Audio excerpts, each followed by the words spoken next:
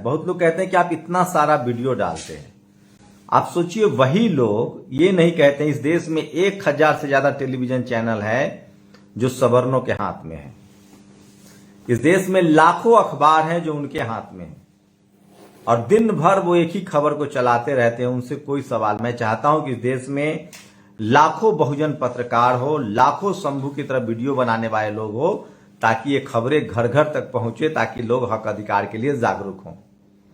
मैं जब तक एक पत्रकार की भूमिका में हूं, मैं आपके लिए वो तमाम खबरें लाता रहूंगा, चाहे मुझे जितनी बार लाइव करना पड़े। ये तस्वीर देखिए,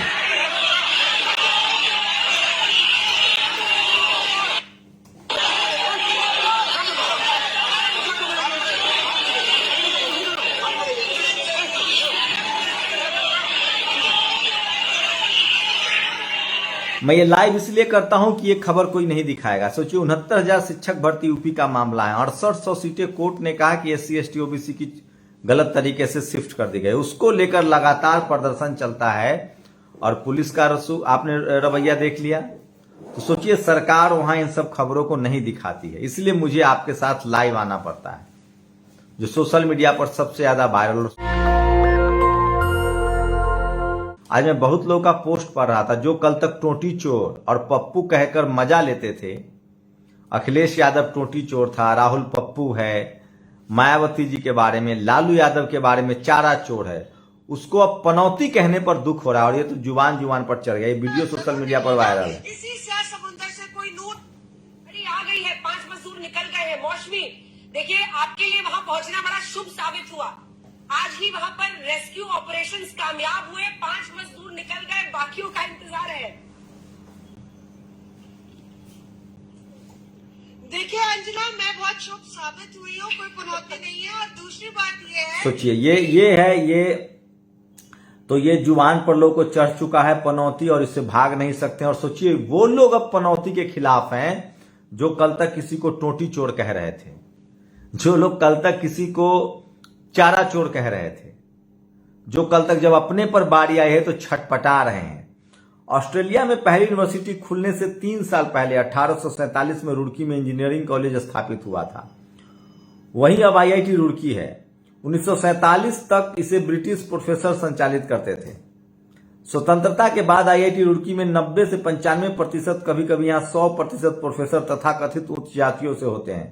तथाकथित जिसको कह रहा हूं। IIT रुड़की ने कभी भी शिक्षकों की नियुक्ति में आरक्षण लागू नहीं किया, आज भी नहीं, सरकार के कहने पर भी नहीं।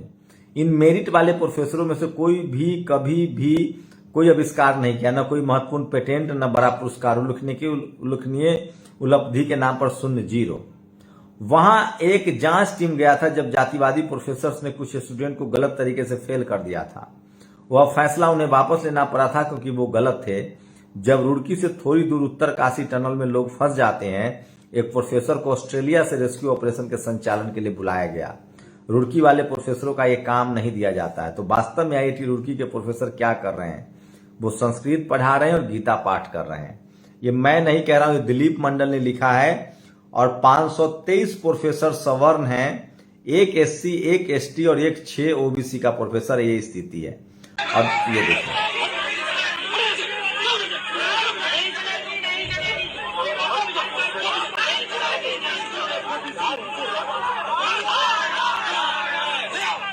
इन्हीं सब बातों के लिए मुझे आपके साथ लाइव बार बार आना होता है। मैं समझता हूं कि इस देश के जब तक बहुजन समाज के युवा इस प्रोफेशन को नहीं अपनाएंगे, अपने समाज के सामाजिक हितों के लिए बात नहीं करेंगे, कब तक आप डर कर अपने घरों में बैठे रहेंगे? सोशल मीडिया है।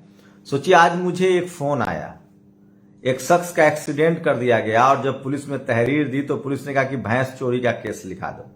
अभी एक इंजीनियर लड़की का फोन आया, उसके भाई पर हमला हुआ, यूपी की खबर है। मैं अपडेट मंगवा रहा हूं सारा, लेकिन पुलिस वाले ने उसके माता पिता को बैठा रखा है, कह रहे हैं कि समझौता कर लो, उस पीड़ित का कहना है। सारी डिटेल्स मैं उन्हीं लोगों से मंगवा रहा हूं। तो रोज इस तरह की खबरें आती हैं। मैं 100-150 कॉल रोज उठाता हूं जहां तकलीफ की खबरें। मैं आप लोगों से गुजारिश करता हूं कि आप लोग कम से कम सोशल मीडिया का इस्तेमाल करना शुरू कीजिए। मैं भी एक इंसान हूं, मेरी एक प्रतिबद्धता है, लेकिन मेरी भी एक सीमा है। अब मीडिया की जरूरत नहीं है आपको, न टीवी की न अखबार की। अगर नेशनल दस्तक बड़ा प्लेटफॉर्म है तो इसका इस्तेमाल कीजिए। आप सब लोग ट्विटर पर रहिए, फेसबुक पर रहिए, आपके साथ कोई बदसलूकी होता है उस पर वीडियो बनाइए, लाइव कीजिए, वीडियो डालिए और उसे हमें शेयर कर दीजिए। हर जगह मैं नहीं पहुंच सकता हूं, हर किसी से बात नहीं कर सकता हूं, हर खबर को मैं नहीं बता सकता हूं, लेकिन आप मेरी ताकत बनिए। आपके साथ कहीं जुल्म ज्यादती हो रही है, आपके साथ कोई भेदभाव हो रहा है, तो आप उस वीडियो को बोलिए, फेसबुक पर बोलिए, वो दुनिया को बताइए और वो वीडियो हमें भी लिंक शेयर कीजिए, हमें भी शेयर कर दीजिए, हम भी उसको दुनिया को बताएंगे। और ये देखिए क्या हो रहा है उनके साथ।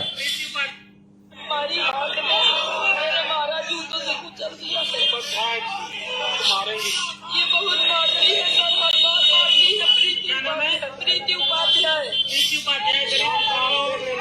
आंदोलन है,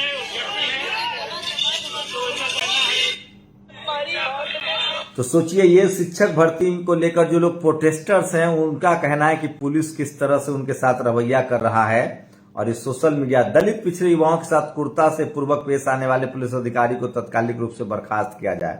तो 69,000 शिक्षक भर्ती को लेकर लगातार धरना प्रदर्शन का दौर चलता रहता है। और सोचिए ये तमाम तस्वीरें लक्ष्मण यादव ने एक कोलाज बनाया है, किस तरह से पुलिस का रवैया अपने ही देश के नागरिकों के साथ है, जो और ये सब सरकार के इशारे पर होता है और कुछ नहीं है। और सोचिए सबसे बड़ी खबर है जो सोशल मीडिया पर वायरल है, और इसलिए मैं कहता हूं कि सोशल मीडिया ही सच्चा मीडिया है, सोशल मीडिया ही बहुजन मीडिया है। तो आप कल्पना कर सकते हैं, इसीलिए मुझे बहुत सारी खबरें एक साथ करनी पड़ती है, क्योंकि आपके पास मीडिया नहीं है, उनके पास हजारों टेलीविजन अखबार है। वो कभी सीमा को दिखाते हैं, आज दिखा रहे हैं वो खबर की पाकिस्तान से एक महिला आई है। किसी के प्यार करने पर भी रोक है। आप सोचिए कौन पाकिस्तान में प्यार करेगी, कौन अफगानिस्तान में प्यार करेगी, कौन कनाडा करना और अमेरिका में प्यार करेगी, ये भी लोग तय कर रहे हैं। और सोचिए किस तरह से गुजरात हाईकोर्ट ने नफरतियों को सबक सिखाया है। मंदिर में भी होती है आरती, इससे नहीं होता ध्वनि प्रदूषण। अजान पर रोक लगाने को लेकर गुजरात हाईकोर्ट ने याचिका खारिज करते हुए कहा, गुजरात हाईकोर्ट की ने कहा है कि आरती से भी तो ध्वनि प्रदूषण होता है, तो लाउड स्पीकर मस्जिद से ही क्यों उतरवाओगे? है आपके पास इस सवालों का जवाब? तो सोचिए किसी नफरत, सोचिए आप लोग को छज्जे पर बैठा दिया गया, इस देश के हिंदुओं को। तेल महंगा है, पेट्रोल महंगा है, किरासन महंगा है, बेरोजगारी है, तो नहीं चुप रहो, मुसलमान कब्जा कर लेगा, तालिबान कब्जा कर लेगा, अफगानिस्तान कब्जा कर लेगा। और सोचिए टनल में 41 मजदूर को निकालने में असली हीरो नसीम और मोहम्मद नसीर हैं। रैट माइनिंग का जिम्मा रॉकवेल कंपनी का था। इस कंपनी के 12 कर्मचारी खुदाई में लगे थे। इस खुदाई में सबसे आगे नसीम और मोहम्मद नसीर थे। नसीम मजदूरों तक पहुंचने वाले पहले व्यक्ति थे, उसके बाद नसीर पहुंचे। नसीम ने जैसे ही आखिर पत्थर हटाया और मजदूरों तक पहुंचे, वैसे ही मजदूरों ने उन्हें गले से लगा लिया। 2 मुसलमान मजदूर को निकालने में अपनी जान जोखिम में डालकर काम करते, उनको देश पर गर्व है। कुछ दिन पहले पूरी भक्त मंडली कह रही थी कि हिमाचल से और उत्तराखंड से मुसलमानों को बाहर करो, ये देवभूमि है। क्या कहिएगा, खैर हमारा क्या, हम आपको रोज अपडेट करते हैं, रोज वो खबरें दिखाते हैं जो आपके लिए जरूरी है। और सोचिए ये एक वीडियो सुनिए। 17 दिन से यहाँ पर मैं सोच रहा हूँ और अध्ययन कर रहा हूँ, पिछले अपने 17 दिन से यहाँ पर एक रिपोर्टिंग करने का, एक अपने अनुभव का, तो मैं एक नतीजे पर जरूर पहुंचता हूँ। यहाँ पर पीएमओ की टीम यहाँ रही, पूरी उत्तराखंड सरकार यहाँ रही, तमाम एजेंसीज यहाँ रही, तमाम लोग अपना काम कर रहे थे।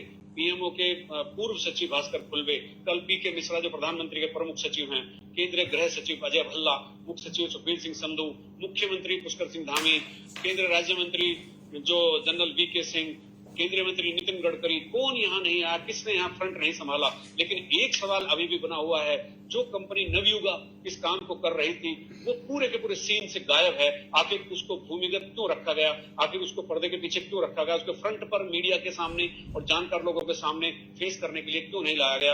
ये नवयुगा कंपनी जिसकी पूरी जिम्मेदारी है वो आखिर कहाँ है? ये किसान समाज का पत्रकार है, इसलिए दिलेरी से ये सवाल पूछ रहा है। सोचिए इस पत्रकार का नाम राठी है, अजीत सिंह राठी। मैं इसलिए कह रहा हूं जब तक डाइवर्सिटी नहीं होगी तब तक सवाल नहीं पूछा जाएगा। भारत एक ताकतवर देश बन रहा है क्योंकि उसे अपने लोगों की कदर हो रही है। 41 जो ये श्रमिक थे उनको बचाया न जाता तो और ठप्पा लगता, और इसकी वजह थी सोशल मीडिया। सरकार दबाव में है, चुनावी वक्त है और आपको बचाना ही पड़ेगा। ये देखिए, ये फिर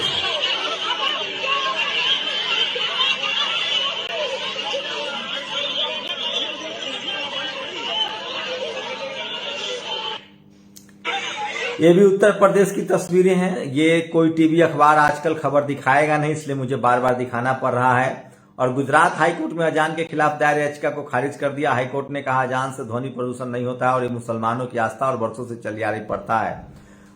कोर्ट ने तो यहां तक कहा कि मंदिरों में आरती से ध्वनि प्रदूषण नहीं होता है। और सोचिए, सोशल मीडिया पर ये तमाम बड़ी खबरें हैं। बहुजन समाज के लोग जागरूक भी हो रहे हैं, बदल भी रहे हैं। इसीलिए मुझे दिन भर आपसे रूबरू होना पड़ता है। Casteism, Dalit man thrashed to death for drinking water from public tap in UP Badaun. एक और इसी तरह की खबर है। ये तमाम खबरें हैं जो आपसे शेयर करना है।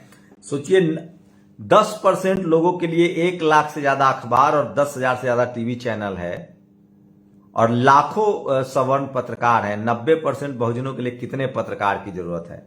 तो पत्रकार भी बनिए। और आज मतादीन वाल्मीकि जी को याद कर रहे हैं लोग। सोचिए, 1857 क्रांति के जनक मतादीन वाल्मीकि जी को सत नमन कर रहे हैं उनकी जयंती पर। ये आपके पास टीवी अखबार होता तो घर घर में इनकी तस्वीर होती, आपके पास नहीं है, इसलिए आपकी ये हालत है। और इसलिए मैं दिन भर आपको इन सब खबरों से रूबरू कराता हूं।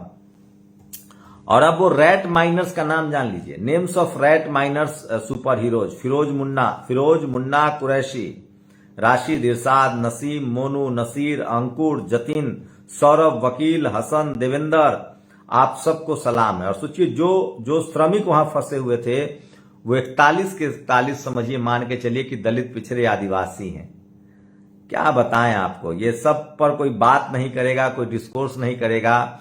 लेकिन मैं फिर कह रहा हूं, हम लोग इतना आगे बढ़ चुके हैं कि अब पीछे नहीं हो सकते हैं। और मैं फिर कह रहा हूं कि हमें किसी भी कीमत पर गैर बराबरी के खिलाफ बोलना पड़ेगा। ये तस्वीरें देखिए, ये तस्वीरें हैं, पुलिस का रवैया है। ये यूपी की तस्वीरें हैं, लखनऊ की। किस तरह से लोग जो हैं वो टीचर के लिए डिमांड कर रहे हैं और इस तरह से नौकरी के लिए संघर्ष लगातार चल रहा है। लगभग 2-3 साल से ये पूरा मामला चल रहा है 69,000 शिक्षक भर्ती का। और अब तक इस मामले को सुलटाया नहीं गया है, क्योंकि जो पीड़ित लोग हैं वो दलित, पिछड़े, आदिवासी ज्यादा हैं और उनके पास कुछ है नहीं। तो ये तमाम खबरें हैं जो सोशल मीडिया पर वायरल है। और मैं इसीलिए कह रहा हूं कि सोशल मीडिया ही सच्चा मीडिया है, सोशल मीडिया ही बहुजन मीडिया है। सोचिए, कोई एक लिख रहा है कि मैं सवर्णों के खिलाफ भड़काता हूं, तो सवर्ण मीडिया क्या करती है? बहुजनों का शोषण करती है। मतलब सच बोलना भड़काना है और झूठ बोलना, मतलब क्या बोला जाए इन लोगों से? कोई लॉजिक नहीं है इन लोगों के पास, कुछ भी बोलते हैं। तो खैर, अपने सामाजिक मुद्दों पर बने रहिए। मैं फिर कह रहा हूं, इस देश के संवैधानिक अधिकारों के लिए आपको सचेत रहना पड़ेगा, अवेयर रहना पड़ेगा, नहीं तो आपके लिए बात करने वाला कोई नहीं होगा। और इस देश के 90% लोगों के हक अधिकार के लिए कोई नहीं बचा है। तो ये बड़ी खबर है और सोशल मीडिया पर ये तमाम बड़ी खबरें वायरल है। आप लोग अपनी प्रतिक्रिया जरूर दीजिए, आपकी प्रतिक्रिया बहुत जरूरी है। शुक्रिया। नेशनल दस्तक की आपसे गुजारिश है कि अगर इसको बचाना चाहते हैं तो नेशनल दस्तक को सब्सक्राइब करने के लिए रेड कलर के सब्सक्राइब बटन को दबाएं, फिर बेल आइकन की घंटी दबाएं। नेशनल दस्तक को बचाने के लिए बहुत जरूरी है कि हर खबर को शेयर करें, लाइक करें, कमेंट जरूर करें।